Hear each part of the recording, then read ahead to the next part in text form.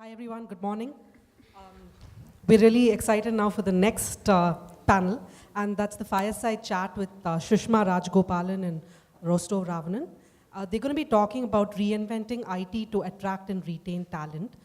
So they're going to have an informal chat here, and after that we'll open it out to questions. But before that, I'd like to briefly introduce the two of them.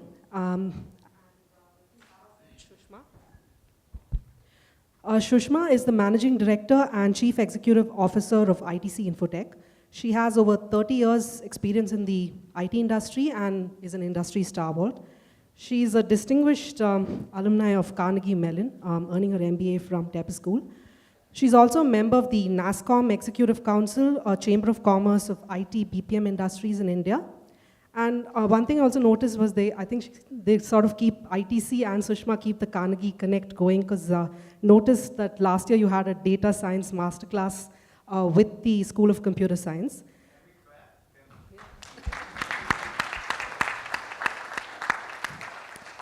And apart from that, I also noticed that she has a keen interest in tennis. So will you be like cheering for Serena tonight at the Wimbledon? Absolutely. Okay. Going on to Rostow, he's the CEO and MD of Mindtree, and he's played a pivotal role in the growth story from its inception. He's won several industry awards and implemented good governance practices in Mindtree that has led Mindtree to be, recognized as one of the top 25 best governed companies in India. He is an alumnus of Harvard Business School, a member of the Institute of Chartered Accountants of India and the Institute of Company Secretaries of India. And another thing I noticed when I was reading up on a lot of his articles and interviews that he's given is that he has a keen interest on upskilling and learning, which is super important to stay abreast in this ever-changing, fast-paced IT world. So therefore, we cannot wait to hear more from the two of you, and we're all eyes and ears. So over to the two of you. Good morning. So I was actually a little circumspect this morning. When I saw that the whole agenda starts at 8 a.m. and 8 a.m. in Bangalore, I thought I will have just half the auditorium, but kudos to the organizers and to all of you. Nice to see a packed hall. And I hope both Rostow and I can give you a very pleasant 30, 40 minutes. It's going to be, the format, is a fireside chat. So the two of us are going to be having a conversation, and I would love for all of you to participate in it as well. So make it as interactive as possible. Otherwise, we'll be just sitting and giving gyan out here, all right? So just a little bit about, this whole age of digital, and it was amazing to hear Dr. Shetty.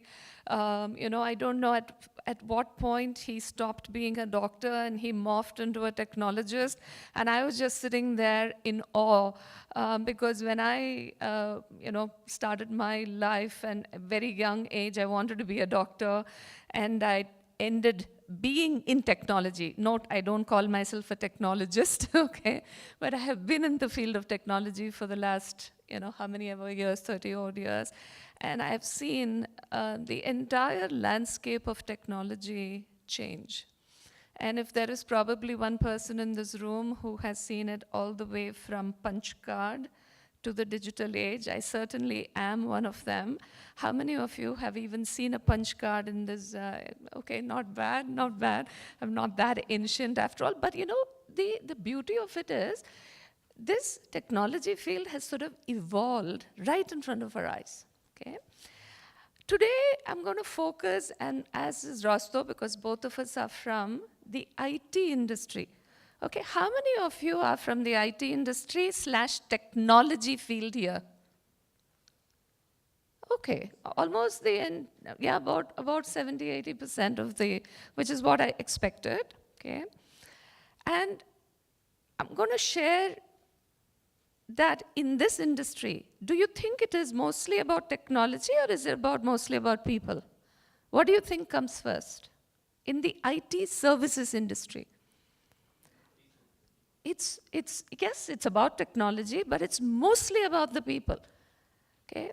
You can have the best of technology, But eventually, those technologies have to be mastered by people.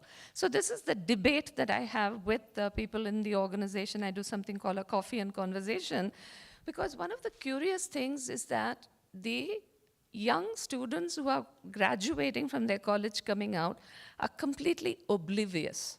Okay, they are completely unprepared for the kind of tectonic shifts that is expected. So let me tell you brief little things about what I have observed in the last 30 odd years.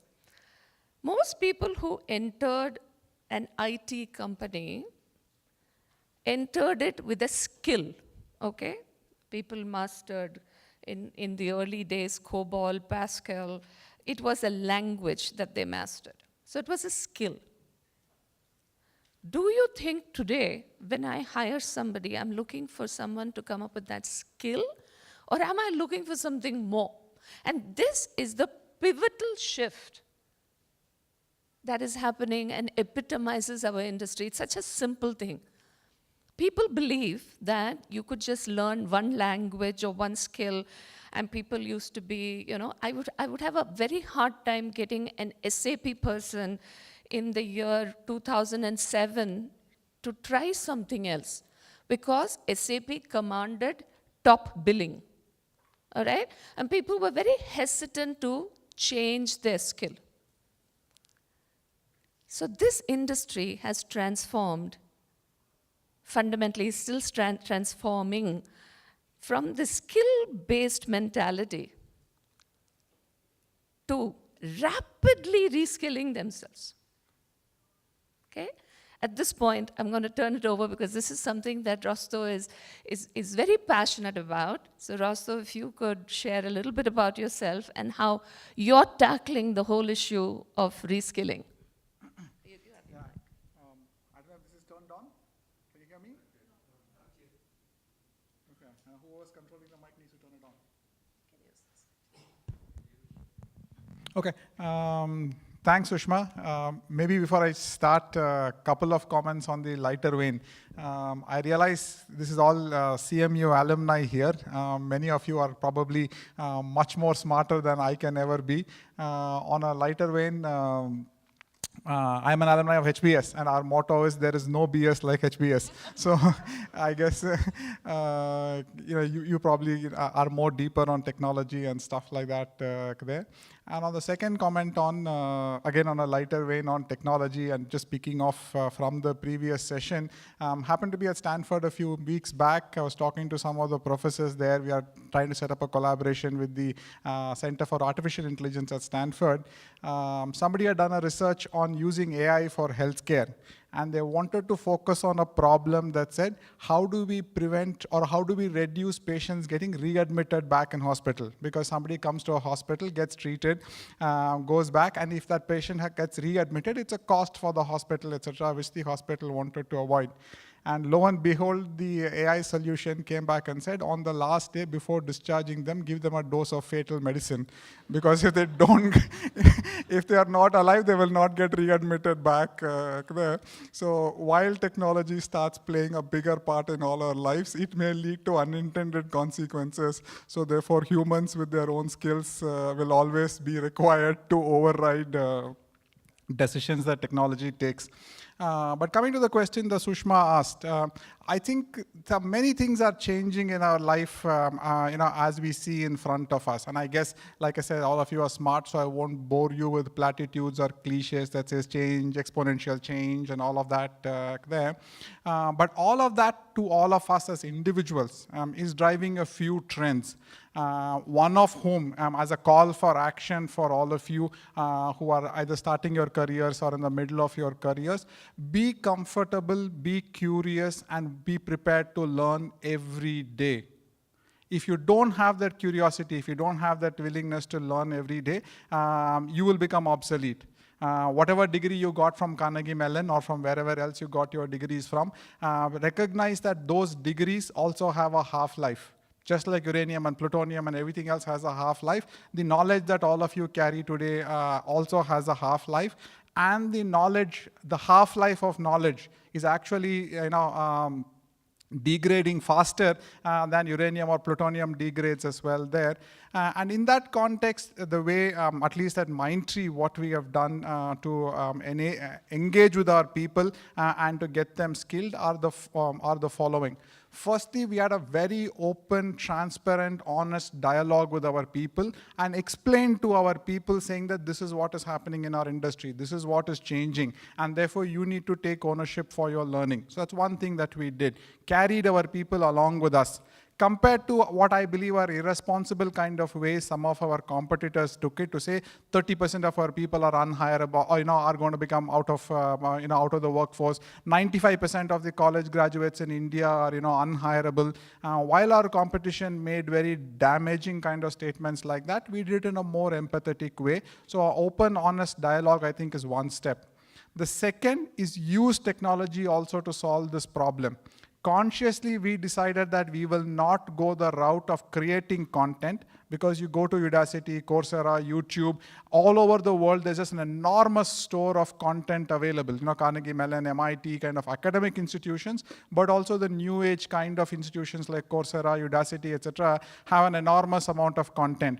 So what we did was to create unique learning journeys for each person. And some of these changes that are affecting our industry, like Sushma said, is just dramatic. About 20 years back, like Sushma said, people who software programming was the biggest aspect of the work that people did in a place like Mindtree. Today, handwritten software code is probably 7-8% of the work that we do. So much has changed in our industry there. So we said, if you are, as an example, a .NET programmer and software coding, programming is going to become a lesser and lesser part of the future, what can I teach you so that's the next skill that you can learn? So we created aligned job families. Again, just continue my previous example. .NET programming is going to reduce, but Sitecore as a content management tool is built on .NET. So a .NET programmer can learn Sitecore and become an expert in that area.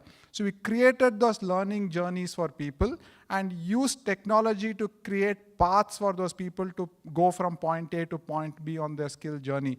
So conscious, open dialogue and creating the technology infrastructure, the digital infrastructure, so that people learn at their pace. Those are the things that we did to help our people become more skilled. So this sounds easy, okay? But on a day-to-day basis, here is what I face as a problem, okay? Intuitively, we all know that there will be more and more specialists who are coming up in this field, okay? So this is one of the categoric shifts in the industry where a lot of generalists and people who had specific discrete skills is what typified the industry. That is now morphing and transforming into people who are specialists, people who are individual contributors. So this is a career pathing dilemma that comes in. So if you look at the IT industry, and I'm sure you have a lot of friends in this industry, what typified this industry? High growth, okay? You had people who were excellent technologists, people who were fabulous from a technology standpoint. They entered the Indian IT industry, which had phenomenal growth. As a result, what happened with the growth, you took some of these technologies and made them people managers. So on an average in this industry today, if you hired anybody with more than 15 years of experience, what do you think happens to their technology quotient? Plummets. It plummets. Not sustainable. So in the times to come, one of the biggest challenges that companies in the IT services spectrum have is to ensure that the people's technology quotient doesn't drop. Yet, you need to be able to give them a career path. Yet, you need to be able to give them that sense of progress. Because unlike the American society, okay, and this is one huge difference, and since all of you have studied in the United States, I'm taking the liberty to point this difference out. Huge, stark difference between that society and this society. That society, you could be skill-based, and you could be skill-based, and you could be retiring as a skill-based person, all right? And that American society actually thrives on that. Whereas the Indian society is actually thriving a lot more on some of the surround things in terms of, hierarchy, where are you placed. So how do you do this? How do you provide career path with the right kind of symbols that people have come to associate themselves with progress? Is a mega challenge.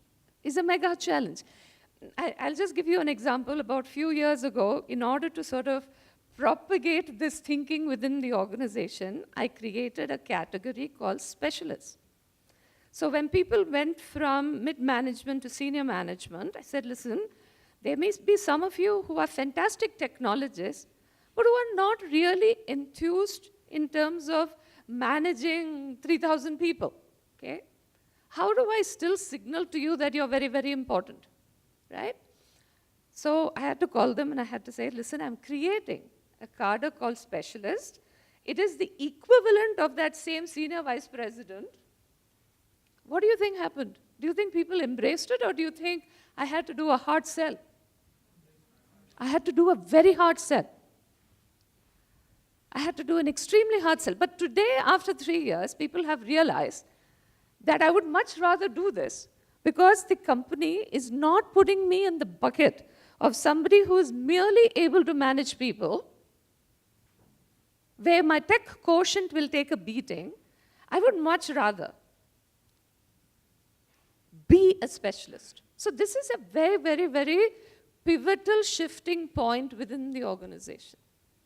The other debate that is raging in the industry, okay, and I would love Rostow's views on it as well, is the whole concept of artificial intelligence, okay?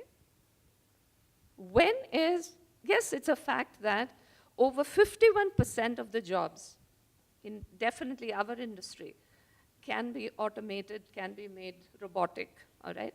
But does that mean there's going to be a reduction in the number of people, okay? Is a huge sort of a debate within the organization. Of course, my view is that you're going to need more and more specialists in order to drive the changes in the industry, and hence you need to have people who are masterful of things like AI, but there is a debate here. So over to you, Rostow, on this. Okay.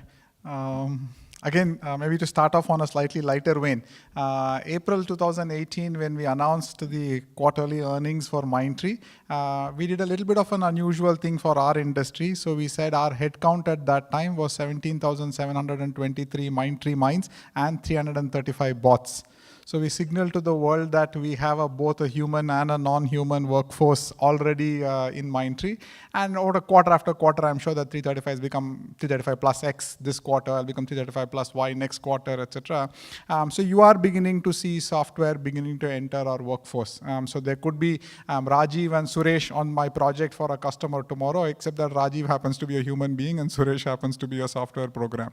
And this is not just our industry. One of the universities in the UK actually licensed a computer algorithm to be a radiologist. So you have a qualified radiologist licensed from a UK university, but just happens to be a computer program. So technology will obviously keep evolving. However, let me just zoom out of technology for a second.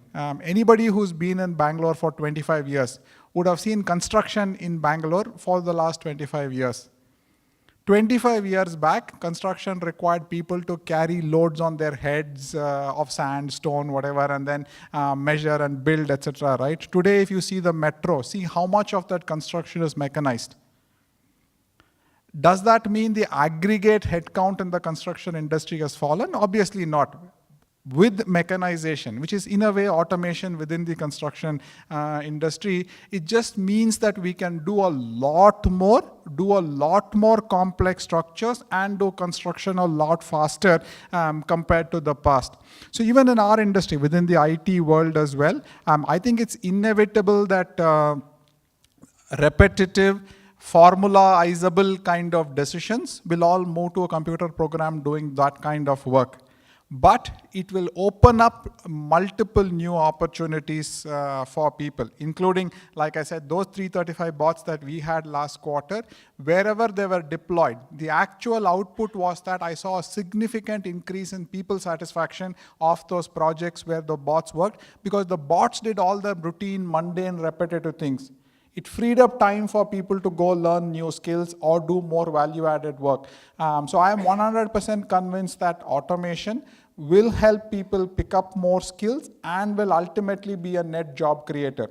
The challenge will be two things. One is there will be an inflection point. This is not going to be a smooth sine wave where things are just going to be a nice fairy tale, happily ever after kind of ending. There will be inflection points where there will be a point of transition, and people have to learn to become comfortable with this change.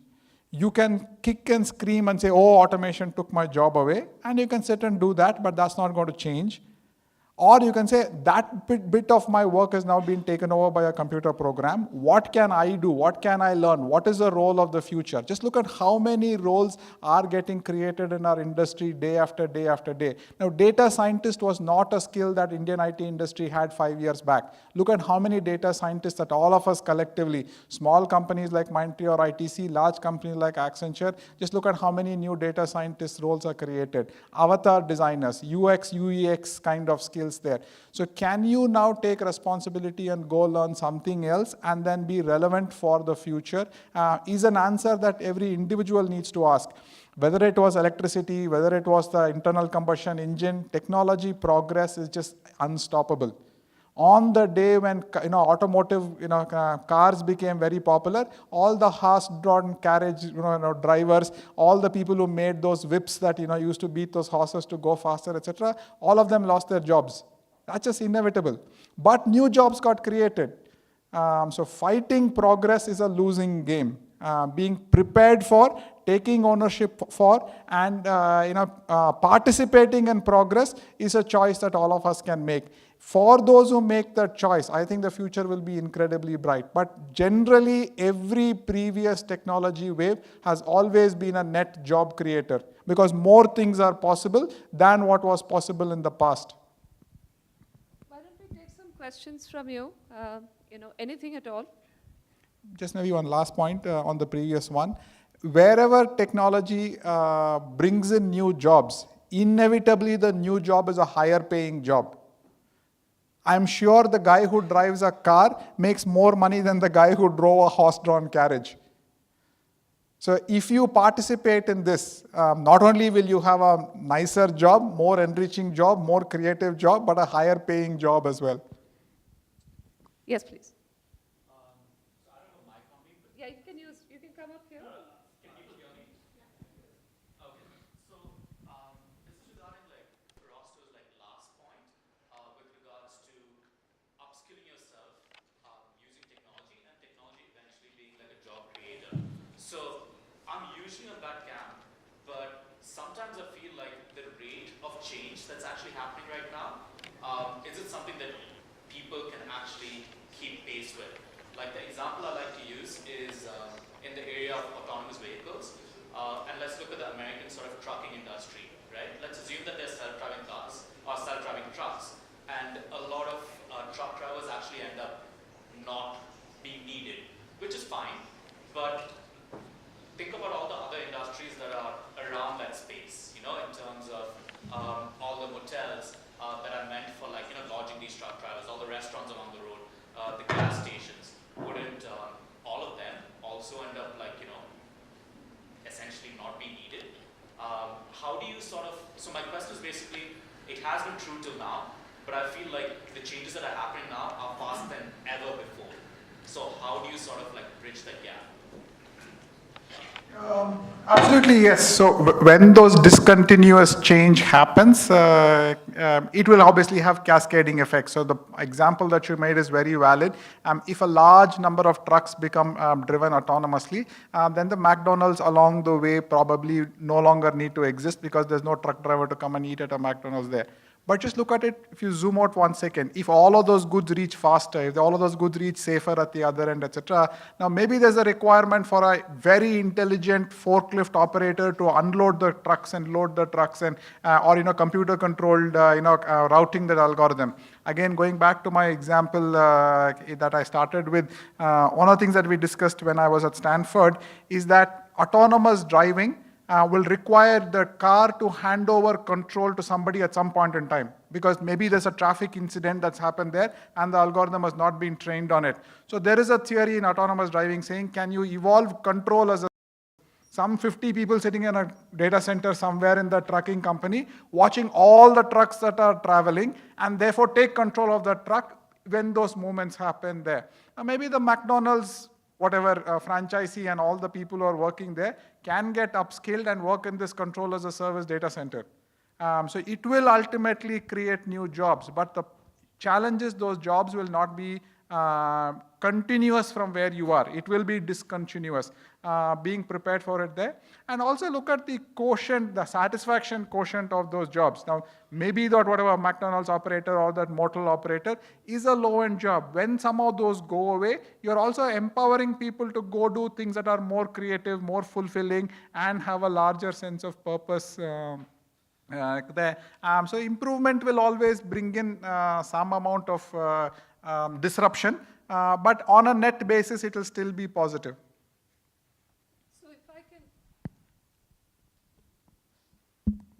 So if I can give you a dimension closer home, okay, and closer to the IT services industry, see, this upskilling has to come very naturally to people, which historically has not been, all right?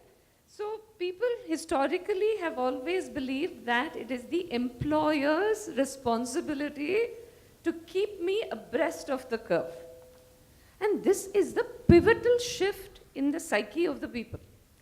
So the war that we are facing here is a war of mind shift, saying, look, it is incumbent on each one of us to be able to reskill ourselves. The pace of our reskilling ultimately will determine your level of obsolescence. Whether that obsolescence comes by way of artificial intelligence, whether it comes by way of autonomous systems, ultimately, and this is in the crux of any services industry today. It's not just the IT industry, it is in the hotel industry. Okay, at some point in time, the hotel industry will be served by robots behind the scenes. You might not even see them. It will be served by data and data analytics, where people have profiled the consumer so well that they really understand. And differentiation will come in terms of how a Fairmont treats it versus a Hyatt treats it. So there might be differentiation that comes in terms of how you deal with a consumer based on whether you are actually killing them with technology, whether you are making it completely seamless, whether you are making them completely technology proof. But to do all these things, you need a technology services industry which can actually emulate what a customer wants. And hence, I would argue that along with this whole reskilling is not just about the technology bit.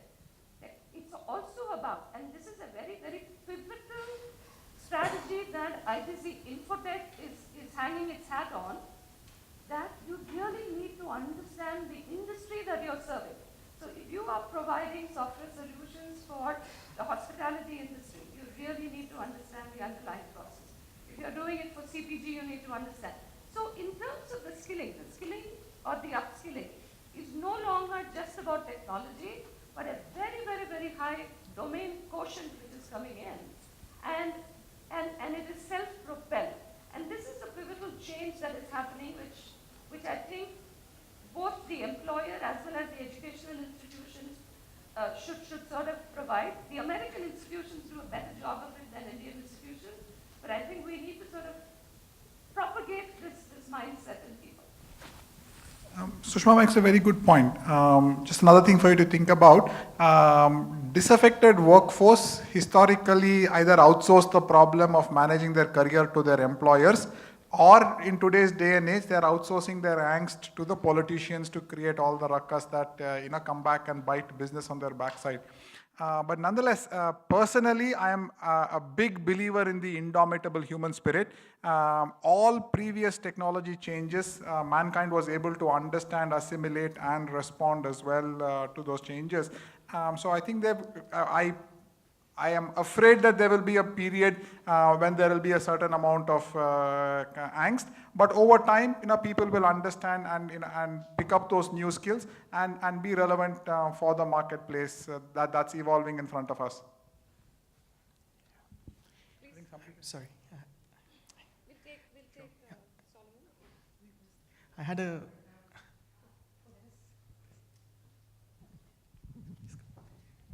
You brought in a valid point on technology and domain skill. And then behavior is definitely another piece. So what is the sustaining mechanism, not only measure it, but calibrate it with the whole dynamics of the ecosystem? Well, very, very interesting question. How do you sustain it? And key to sustaining is how do you measure it, okay? So this is one of the things that, I don't have the answer to this, but this is something that I'm currently doing within my organization. See, one of the key attributes you need to look for in people increasingly is learnability quotient, which hitherto when we all did our MBAs, right, intuitively what MBA institutions did was they hired you on that learnability quotient, all right?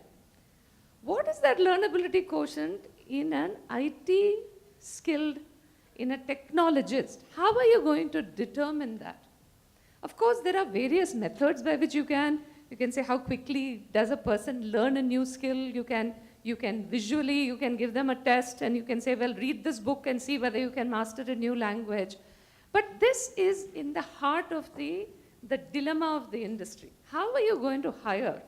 What is that key attribute that you're going to look for in people? Whether you're looking for that in a technologist or in a leader. So is the leader's attribute going to remain the same? I've propagated my own 7 S's, which will typify the leader of tomorrow, okay? But how do you determine? There are no deterministic tests today which can say, well, are you the leader who's going to consummately cross the chasm faster than the other people? So this is whoever masters this is possibly going to be the one who is going to win in a sustainable basis. I completely agree. Yeah, my question is related somehow to this.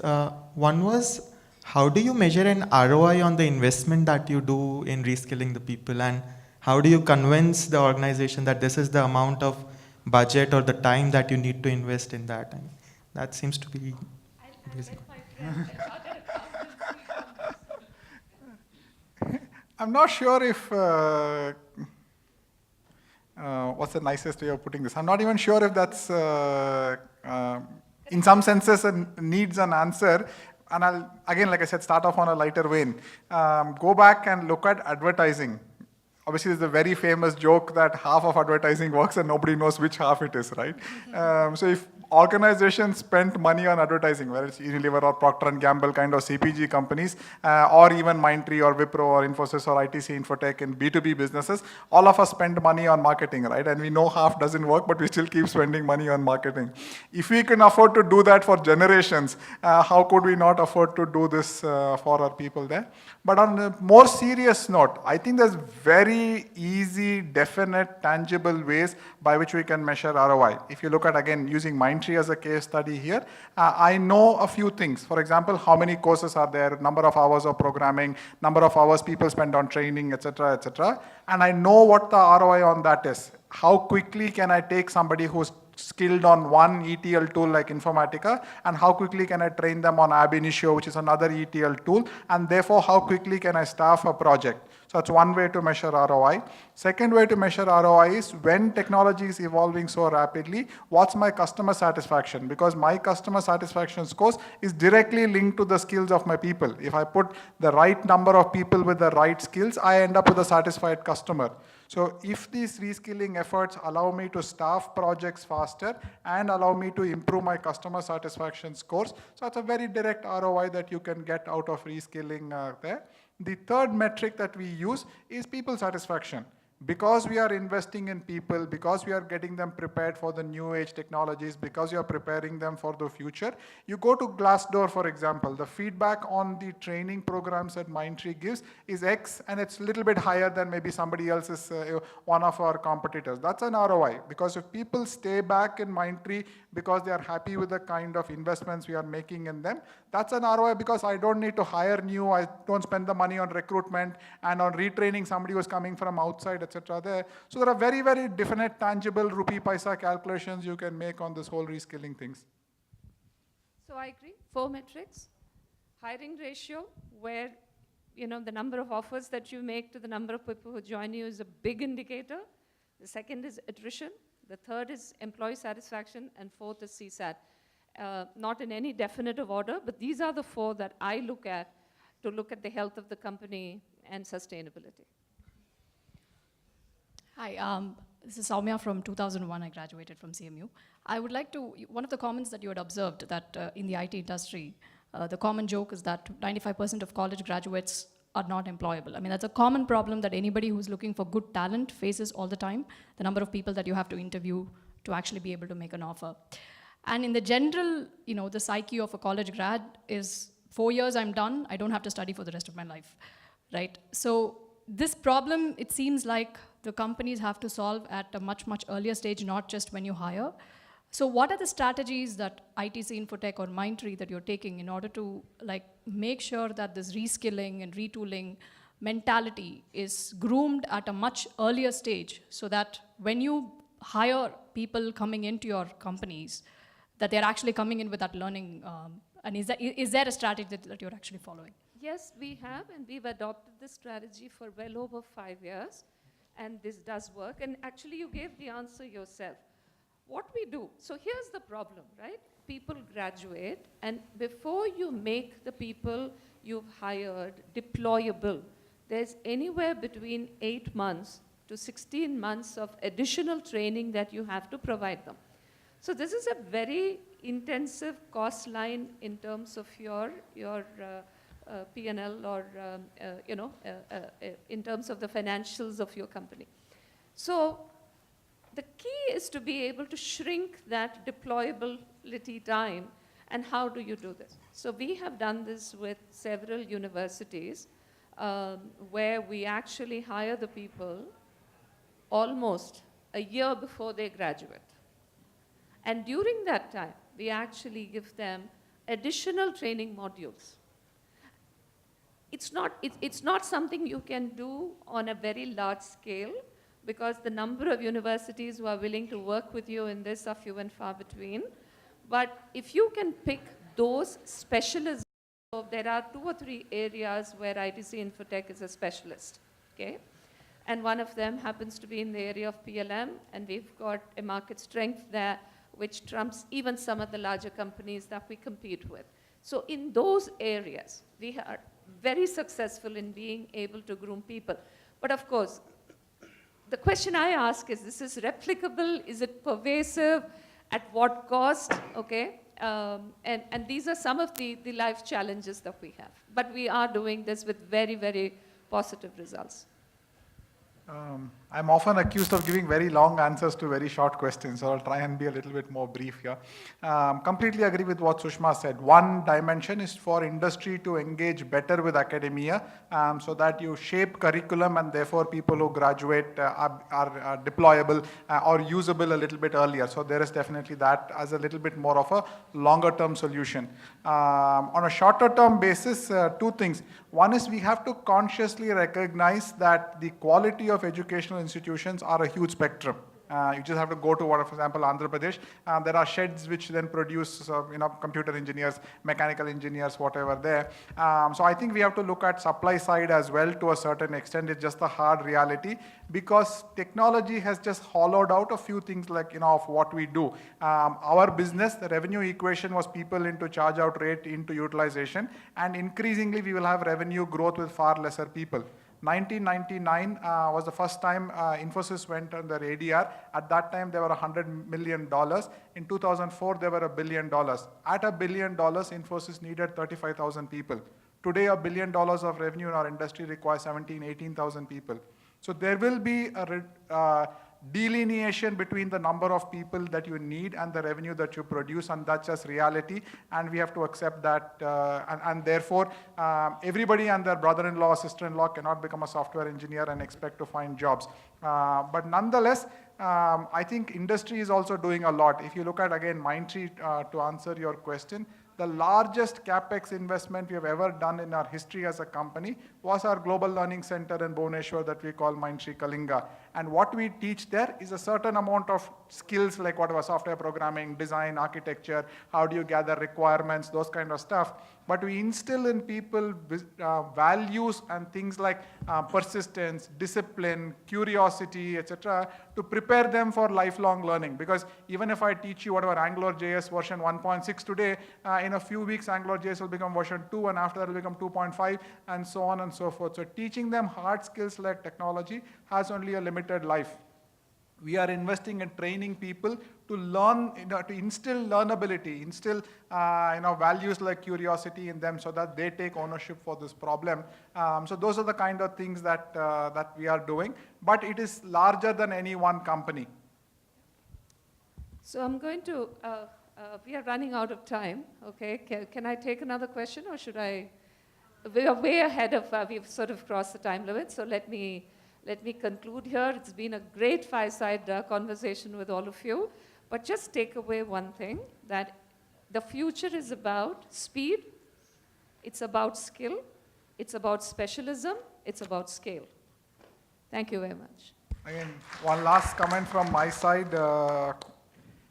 In a workforce where there's going to be a lot of smart people and smart machines that all of you will need to learn to work with, the value of hard work will again become a differentiator for all of you.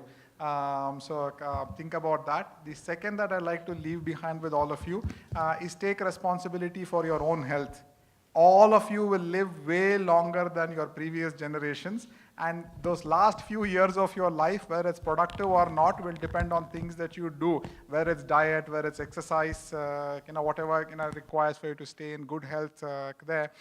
So take responsibility for your health. That will also determine a lot of things that that how your career shapes up, how your work shapes up there. But the future is bright, and I'm sure all of us will live in exciting times. All the best.